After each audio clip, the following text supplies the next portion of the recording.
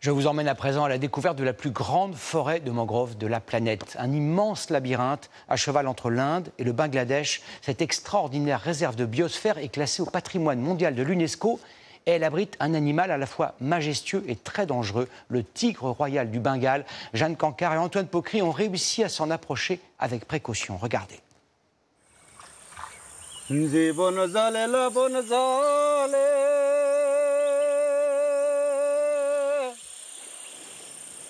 Le chant ancestral résonne dans l'immense forêt des Sundarbans.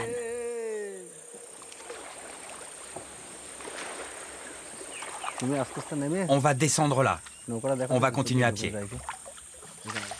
Manik est pêcheur, comme son père et son grand-père avant lui. Seul moyen pour eux de nourrir leur famille. Là, on essaye d'attraper les crevettes. Ils pratiquent une pêche traditionnelle au filet. Au milieu de cet écosystème unique, la mangrove. Une forêt composée d'arbres capables de vivre dans l'eau et en dehors. Vous voyez ces racines au sol? Ça permet aux arbres de respirer. Il existe différents types d'arbres qui ne poussent que dans cette forêt. Ils sont uniques. Ma vie, mon travail, tout dépend des Sundarbans. Les Sundarbans forment la plus grande forêt de mangroves au monde. Un environnement qui vit au rythme des marées. 2 fois par jour, le tronc des arbres est plongé dans l'eau. 10 000 km² répartis entre le Bangladesh et l'Inde, refuge d'espèces rares. Au milieu de ces labyrinthes de rivières, 200 îles, dont la moitié sont habitées par l'homme. Dépendant de cet équilibre fragile,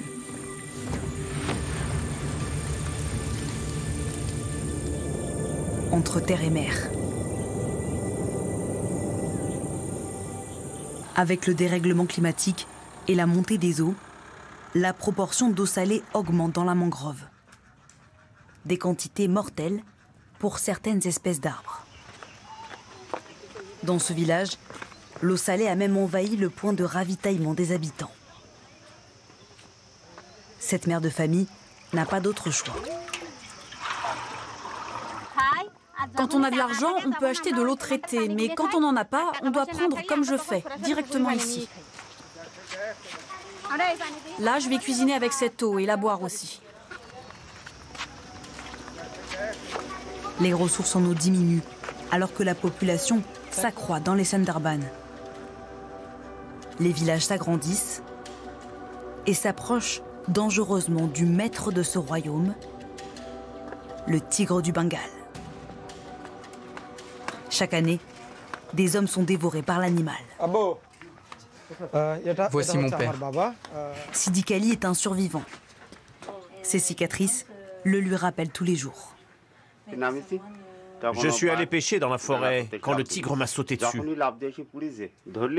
J'ai essayé de lui résister, mais il devait peser au moins 200 kilos. Et je suis resté 20 minutes dans la gueule de ce tigre. Heureusement, mon frère était là et il lui a envoyé de la terre dans les yeux et il a fini par me lâcher.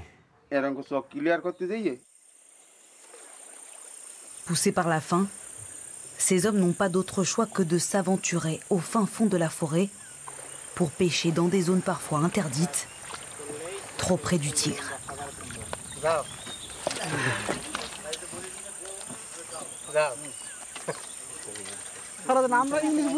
Tous ceux qui ont une arme tranchante, venez avec moi.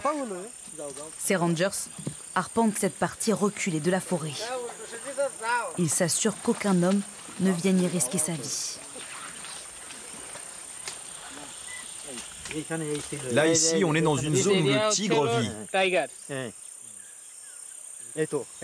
Regardez là, il a mangé une biche.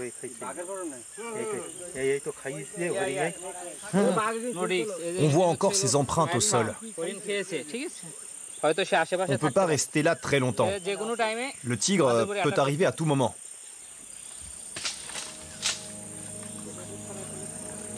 Une centaine de tigres vit ici.